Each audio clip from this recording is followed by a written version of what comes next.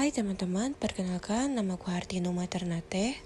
Materi kali ini adalah mengidentifikasi dimensi dan mendeskripsikan kebutuhan peserta didik.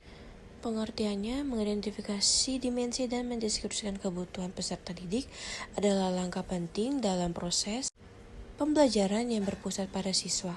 Proses ini bertujuan agar guru dapat merancang pembelajaran yang efektif dan sesuai dengan potensi, minat, serta kondisi peserta didik. Dimensi kebutuhan peserta didik.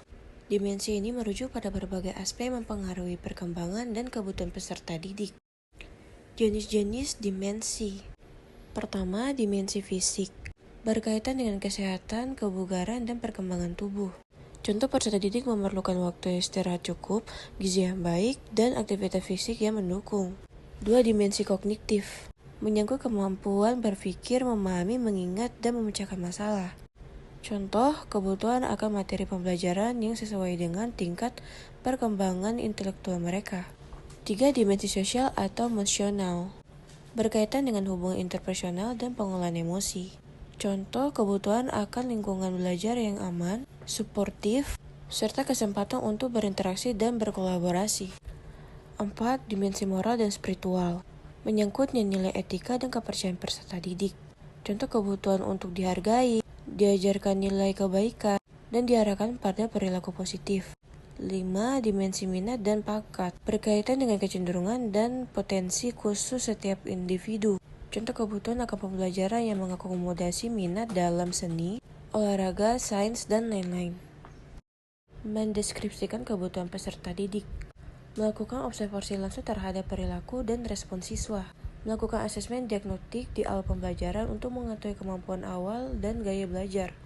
Berkomunikasi dengan peserta didik dan orang tua untuk memahami latar belakang dan kondisi mereka. Menganalisis data hasil pembelajaran dan perkembangan siswa untuk mengetahui kekuatan dan kelemahan mereka. Contoh deskripsi kebutuhan. Peserta didik kelas 8 menunjukkan minat tinggi dalam kegiatan praktikum IPA.